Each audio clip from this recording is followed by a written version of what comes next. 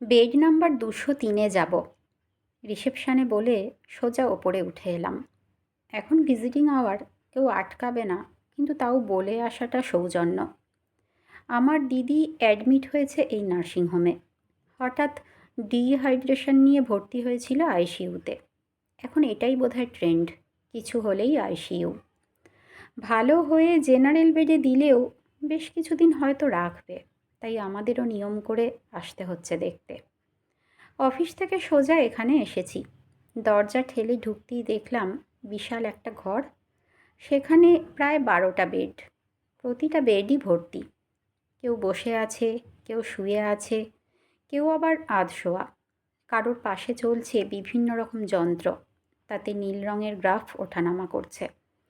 কারোর কারোর স্যালাইনও চলছে। এমন জায়গায় ঢুকলে সত্যি মনটা খুব খারাপ লাগে, কিন্তু তাও আসতে হয়ই। দিদির বেডের সামনে এসে দেখলাম ও উঠে বসে আছে। চোখ মুখ বেশ সতেজ।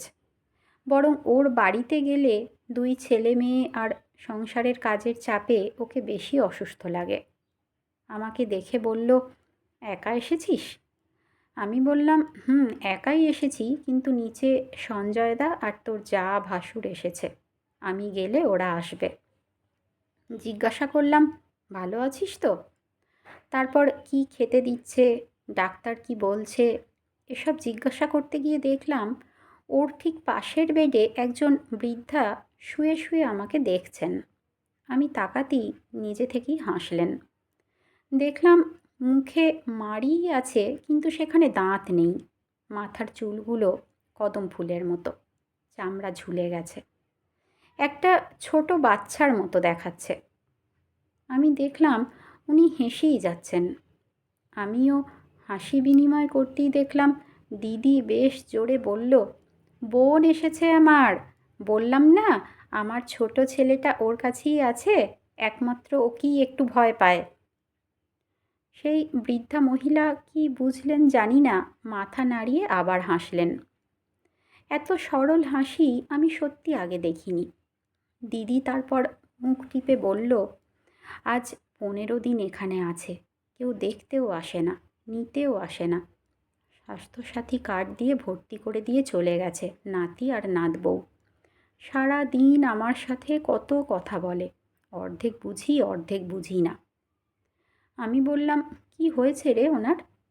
দিদি বলল, নার্স তো বলছে সোডিয়াম পটাশিয়াম লেভেল ওঠানামা করছে, আরও কি কি সব রোগ আছে।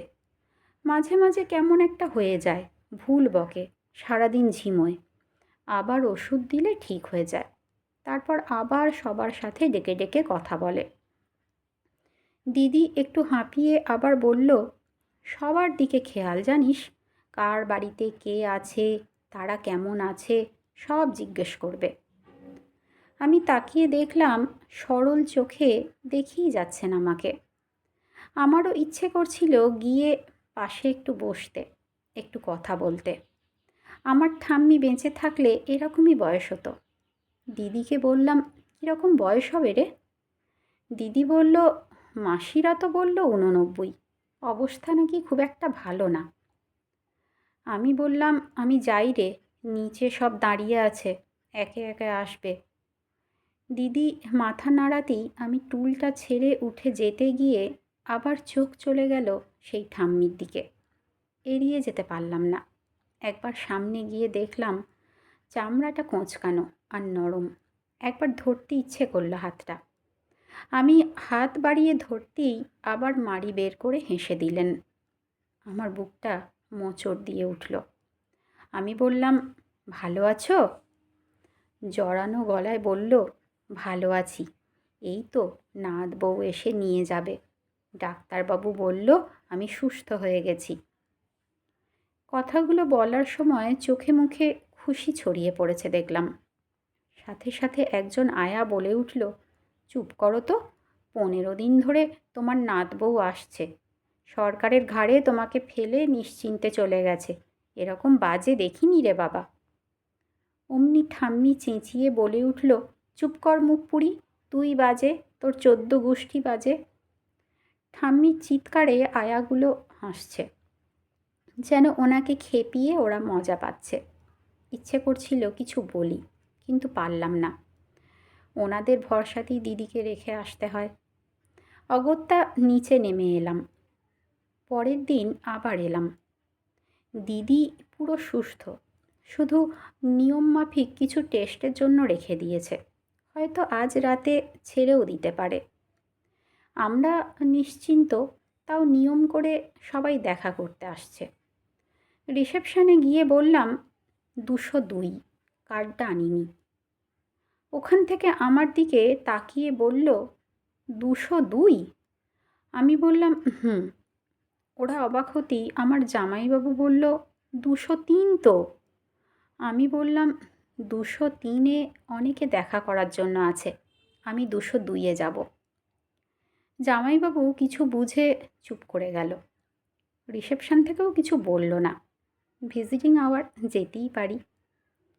দিদির কার্ডে ঢুকলে বাকি আত্মীয়রা যারা দিদির সাথে দেখা করতে এসেছে তাদের সময়ের ঘাটতি পড়ত।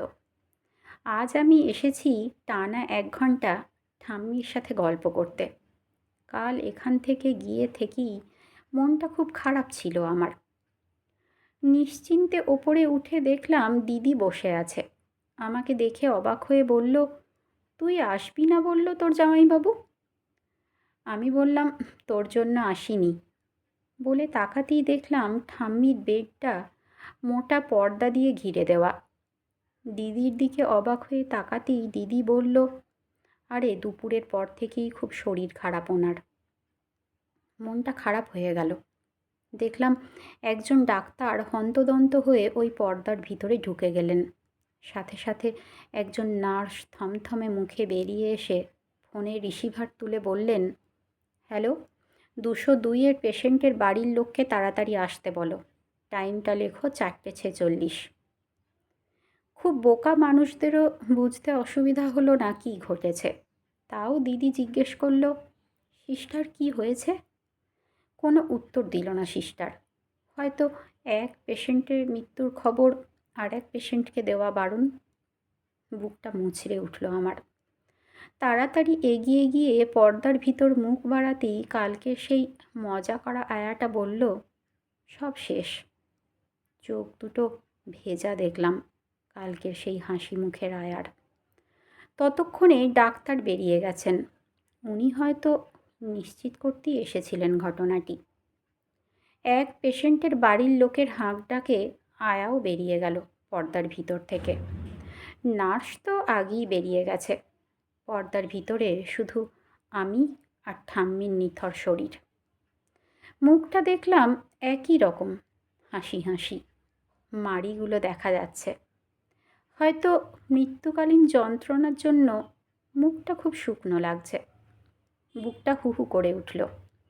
কেউ না, চিনিও না। তাও কোনো কোনো অচেনা মানুষকে খুব চেনা লাগে প্রথম থেকেই, খুব নিজের লাগে। আমার এনাকে দেখে সেরকমই লেগেছিল। ছোট্টবেলাতে ঠাম্মি, দিদা এদের হারিয়েছি। আজ একবার সামনে থেকে দেখব সেই লোভেই এসেছিলাম, কিন্তু ভাগ্য সাথ দিল না। অথচ যার বাড়ির ঠাম্মি তাদের কত অবহেলা। একবারও দেখতে আসেনি মানুষটাকে। আমি দেখলাম কেউ নেই এখানে। আমি হাতটা বাড়িয়ে ঠাম্মির হাতটা ধরলাম। খুব ভালো লাগছিল। এরকমই কোঁচকানো নরম তুলতুলে চামড়ায় হাত দিতে খুব ইচ্ছে হতো আমার। কেমন একটা শান্তি লাগছে। হাতটা বেশ ঠান্ডা। একটু ভয় পেয়েই ছেড়ে দিলাম। এবার নিজের অজান্তেই চোখ দিয়ে জল বেরিয়ে এলো। মনে মনে বললাম, ভালো থেকো ঠাম্মি।